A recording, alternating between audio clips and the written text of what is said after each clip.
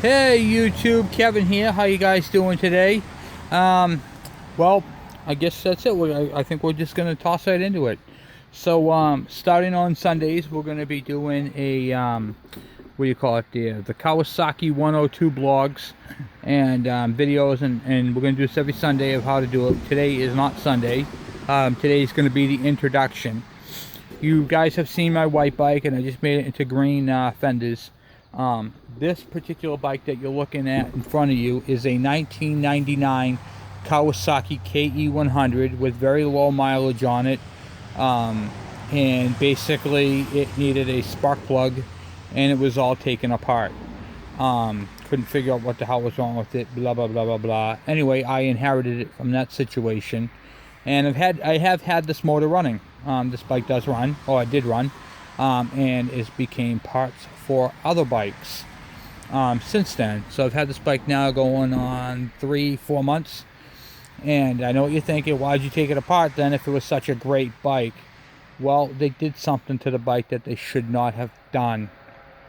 They bored out the cylinder without having it nickel coated, not nickel coated, the coating that you put on the cylinder wall. I keep forgetting the name of it. Anyway, the piston actually wore the cylinder out, and thing only has like 1,700 miles on it. So, you know, they wore the cylinder right clear out of it. I mean, there's just no other way of putting it. Luckily, everything in the bottom end is good, just that the cylinder is not shaped correctly in the upper part of where the rings ride. The bottom part is perfect. The top part, however, is not. So anyway, I decided, because this bike has so less miles than mine, I'm actually going to build this motor and build this bike frame and keep my white bike as parts for this. So what will happen is my parts will then transfer from my white bike to this bike right here. This one's going to be all sandblasted and powder coated green. It's going to have the custom exhaust. We're going to, use it for marking them up. So today I had the police over the house to do the VIN verification forms. If you don't have a title, these are what they fill out. The police department here in New Hampshire, they fill these blue forms out, and then you take them with your bill of sale to the registry of motor vehicles, and then you'll be able to get your bike registered. Well, I have all the rest of the stuff, I just don't have a title for it. And then once I register it, I can then file for a lost title and then end up with a title for it. So that just makes it easier to register and go through all the red tape. So I got that done today, and we're going to rain out today. So what I'm going to do is I'm going to be pulling this motor apart, pulling the motor off the frame and stripping the frame down, because I think what we're going to do is So what we're going to do is we're going to start making the, I have to clean out the shed this weekend and put the other bikes in there. We're going to turn my green hut into a sandblasting hut. And sorry about the lawnmower in the background. So we're going to be making a sandblasting hut, and we're going to start sandblasting these frames. And I'm going to show you my technique for sandblasting around the VIN tag, because we don't want to sandblast the VIN tag off, and you can't remove them because then you'll ruin them. So we're going to sandblast around. I'm going to show you how my technique for doing that. And I'm going to strip this whole bike down. Just give you a frame next time you see it. We're going to hang it from the wall, and I'm going to show you the sander we're using, Black Beauty, and it's going to take right down to bare metal. And you're only going to see the frame and all the parts that are going to be powder coated. Okay, so I moved the stuff around. I took some stuff apart on the bike, and I'm going to show you guys a couple of tricks that I do. One in particular is I use these little sandwich bags. These come in 80 count, and these are really small. They're 3.5 inches by 5 7/8 inches. Okay. Okay, I'll show you one of my tricks that I do. Is whenever you strip something down, I use those baggies I just showed you, and I write right on the baggie what they are. These are my battery box, grommets and bolts. Exhaust bolts, the 2 bolts to hold the muffler on, the two header bolts. And then, of course, the oil tank and the 3 bolts to hold that on. And then, these right here will all be sitting in the box in a certain spot. And everything will be marked and labeled, so when I go to put the bike back together, there's no question. Now, I have a ground that's on the motor that, what do you call it, that I wanted to show you. So you have your system ground that comes down by your air filter box right here. Okay, I plug that, it goes right into here. So what I do is I just leave this, I screw the screw in, but I leave it out a little bit so I can plainly see that something goes there. And that's pretty much all there is to it. I mean, there's nothing really dramatic, you know, to doing this. Normally, if I'm going to take apart a bike, I'd put the bolts back into the frame. But I can't in this case because I have to powder coat this frame. This frame's going to be all sandblasted and powder coated green. Except for the bottom swing arm, that's going to stay gray. Got to be redone gray. And so that's pretty much it. So today, I'm working on pulling the, I'm going to yank the engine off and get that all done so I can, what do you call it there, start getting it prepped for sandblasting, which is going to be really my first video on doing all the, which is going to kick off the KE102 build. So once we get that underway, we're going to start from scratch. We're going to start with a bare frame. I'm going to take you guys through what I do and how I pick out the colors. And then after we get the frame back from paint and get it all put back together, because these the rear springs are going to be done. You know how normally Kawasaki does their springs purple? The one that sits right in the middle. I was going to do that purple. I was going to do both of these purple. But then I realized, nah, I'm going to go with green. And let me show you how to break these springs down so you can take them apart. And you're going to love how I do these. These things are so easy to do. Take apart these shocks. Because these shocks are leaking. So we're going to buy brand new shocks, but we're going to keep the factory springs. So we're going to fix it all up. And this bike is going to be, like I said, is going to be a collaboration of my bike and this bike all into one. So that's where I'm headed with this bike. And I think it's going to be a lot of fun doing this project and taking you guys along with me. So this is going to be my Kawasaki 102 build, and just all the wiring's all disconnected on there. Holding on the motor, you only have 4 bolts. You got one here, one down bottom underneath there, and then you got the 2 in the front, and then the motor's out. So it's not going to take really nothing to take this motor apart and take it out. We're going to replace all the screws that you are visible with Allen head. This motor, like I said, has low mileage on it. You can see how they clean the cylinder. That's from being acid washed. The cylinder actually, the piston actually flops around in there. I mean, I just barely look at. I could just toss it down. There's like no resistance to it at all. So the ring is worn. It did run good, believe it or not. It did. It really did.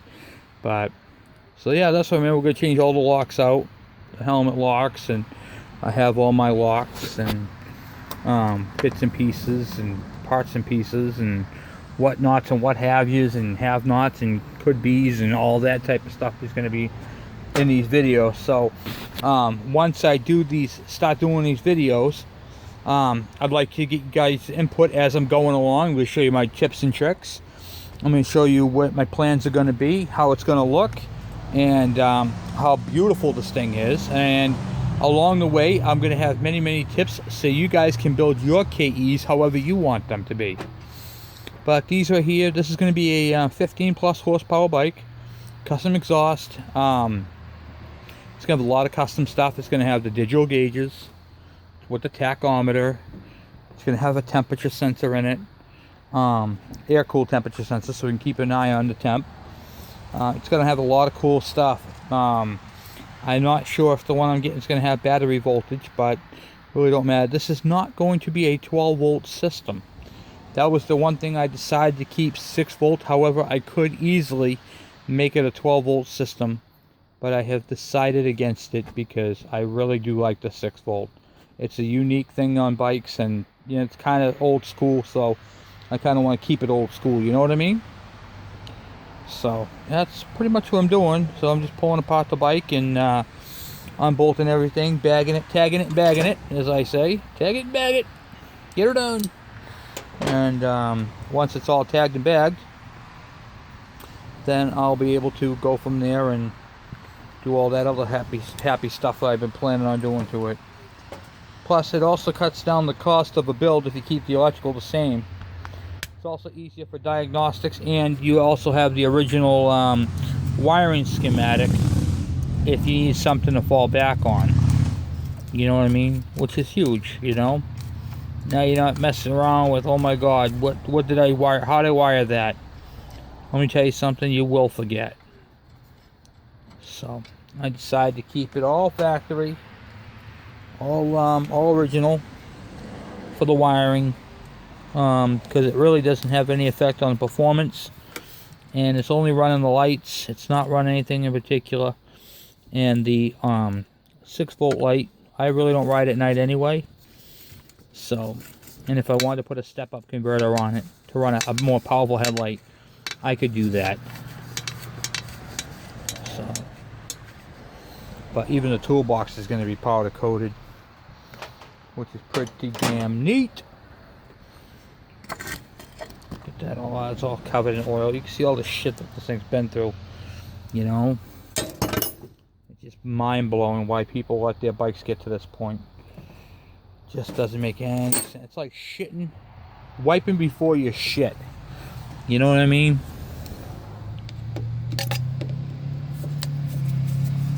Doesn't make any sense.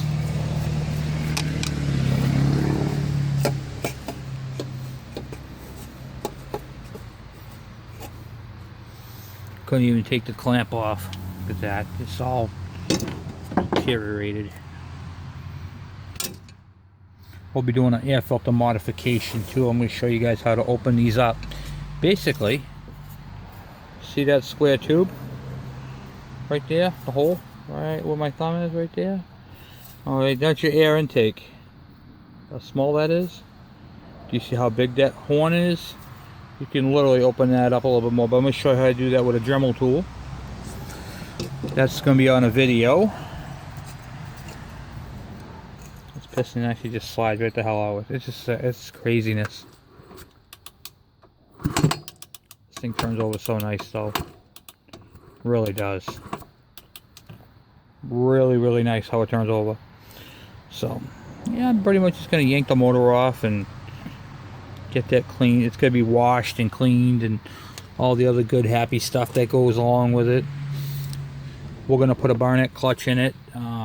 Even though it does not need a clutch, we're going to do a clutch to it because we're freshening the whole thing up. So there'll be another video on clutches on this thing.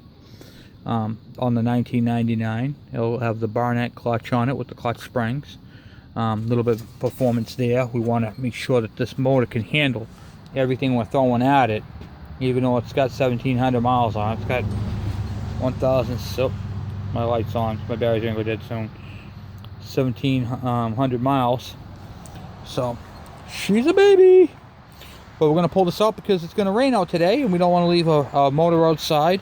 It was undercover, and now I'm just tagging and bagging bolts and stuff. So that's kind of where I'm at right now. I figured I'd do a quick video and show you guys where I'm at, and we're gonna go from there. I mean, everything's tight on this thing. Kickstart is nice and tight. Everything just feels really, really good on this bike. This bike, like I said, it kicked right over. Had plenty of nut to it. This is the one I was able to do a wheelie with a 42. I mean, it had nut. Just at the cylinder. I'm surprised it even had the power with it. I mean, I pulled that off like nothing. There is no resistance on that at all. And the piston is just so sloppy in there. I don't know if you can see it or not.